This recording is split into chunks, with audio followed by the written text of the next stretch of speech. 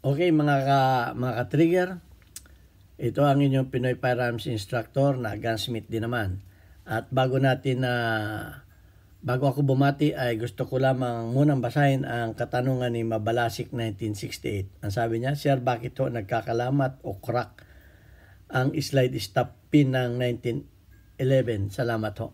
So ayan, at bago natin sagutin yan ay gusto ko muna magpasalamat sa inyong lahat na tayo ay mabot na ng mahigit na 32,000.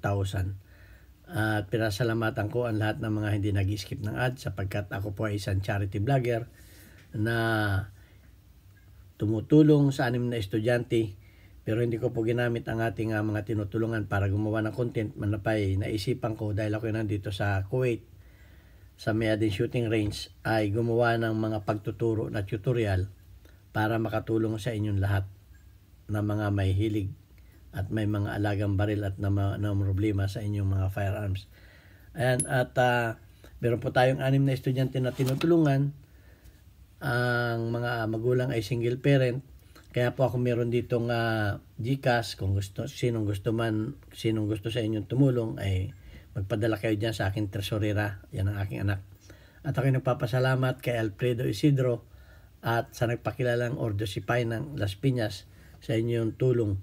At dun sa mga tutulong pa ay maraming salamat sa inyo. Please, yung mga nagpadala ay mag-message kayo ang pangalan ninyo para mapasalamatan ko kayo.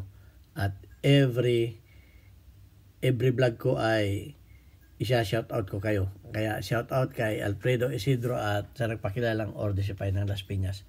Ayan, at maraming salamat sa mga gusto pang tumulong. Okay, at yan, pumunta na tayo sa...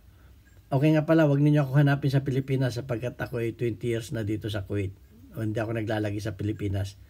Ako ay nagtatrabaho dito sa Mayadin Shooting Range bilang isang firearms instructor at gunsmith. Yan. So yan, punta na tayo dito sa katanungan ni Mabalasik 1968. Bakit daw nagkakamero ng lamat o crack itong pinang kanyang 1911. So, nakikita ko dito, ito ay malimit na sakit ng mga tinatawag natin na made in backyard. Pero kung luma ng inyong mga 1911 ay checkin niyo to. Kung itong barrel, kung pag nakalak na ganyan, ganunin niyo. Ayan, nakalagay yung barrel niyan. At ganun-ganunin ninyo kung may malaking salyada. Okay, ito halos wala itong salyada. Oh. Walang salyada yan. Pag yan ay nagagalaw ninyong ganyan, ito ang maapektuhan. Okay, so bakit kanyo? Ang barrel ay may kanal dito yan. Oh. Yan ang pinakang locking block niya. Nakalak yan. Ayan. Oh. Ayan. At pagka yan ay may salyada, ito ang maapektuhan dahil ito ay naka-permis ito dito sa kanya. Ito ay nakasuot dito sa kanyang slide, dito sa kanyang receiver. So maapektuhan ito. So titingnan ninyo yan. Kung ito ay baka ito ay lumiit na tong mga kanal na to at hindi nasakto doon sa kanyang doon. So ayan ang magiging problema niyan. So it's either na ipa-rebuild ninyo to at ipapiting ninyo. So yan ang magiging diyan, medyo may hirap-hirap yan. Kailangan ay marunong yung magre-rebuild niyan. Hindi basta-basta re-rebuild dahil barrel yan. Baka mapiktuhan yung pag winildingan, baka mapiktuhan yung yung groove sa loob o ma-distemplate itong barrel ninyo. So, yun ang pinakang niyan. At ang isa pa, ay chichikin din ninyo ang barrel link. Ang barrel link nito ay, pagka ang barrel link nito ay,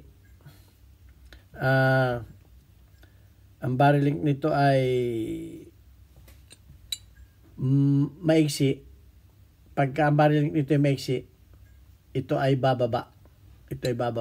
Pag ang barreling ito may bababa na ganyan. So ang mangyayari diyan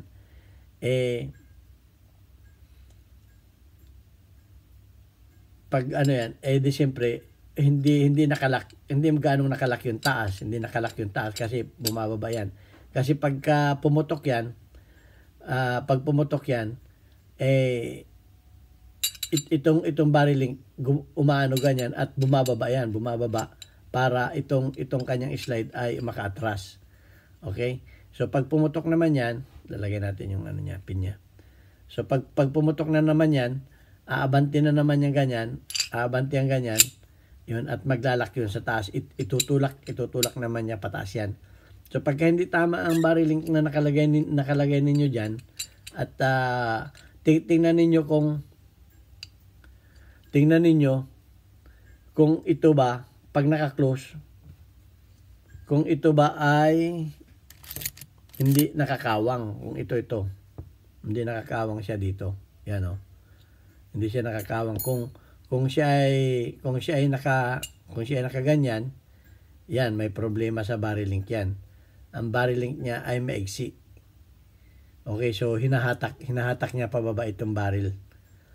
So magkakaproblema yan. Kahit sa ano yan, sa precision yan, magkakaproblema yan. Tataas ang tama ninyo dyan. Okay, pataas ang balam ninyo dyan. So ayan. At yun ang nakikita kong problema sa iyong Mabalasik 1968. Yung it's either na yung barrel link mo ay hindi tama, maiksi. So may nabibili naman ng set nitong ano, mayroong 3 set nito, may 5 set. So hahanap ka ng tama na ano na barrel link. Dapat yung barrel link mo pag nakaganyan ay saktong, papakita ko sa iyo yung ano. Kasi ito pagka ano, nabibildapan din ito itong parte na to, itong ano ng barrel na to, nabibildapan din yan. Pagka ito ay pudpud na mababa na to, pagka mababa na itong lugar na ito, nare-rebuild yan. Pero dapat marunong din ang magpipiting yan. Itong parte na to. Baka yan ay napudpud na rin. Kumbaga, baka nabawasan ito. Yan ay kalimitan nangyari sa mga backyard. Pag ito yung nabawasan ito, ang barrel ninyo ay magiging mababa. Kinakailangan ang barrel ninyo ay nakalak na ganyan. So yan, at dapat ay nakatama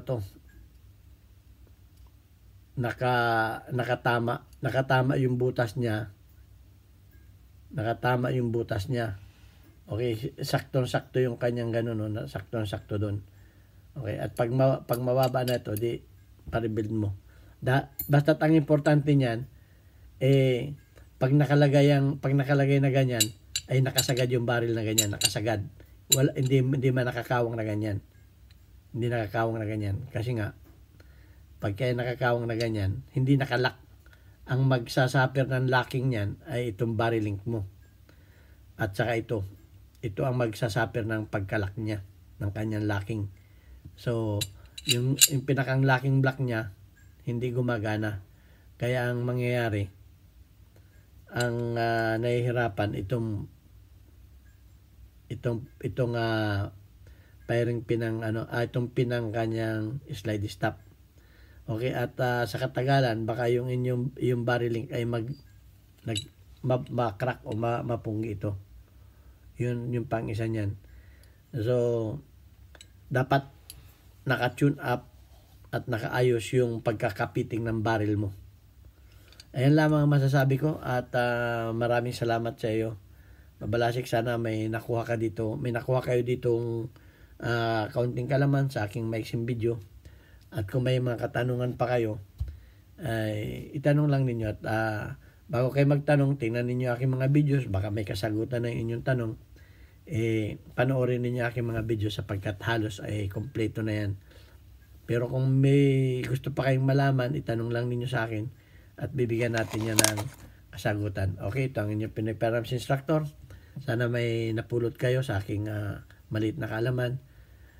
At kung merong kayong nalalaman sa problemang ito, please comment below at ating isi-share. Hindi ko naman sinasabi na kompleto na yung alam ko. May nalaala pa ako.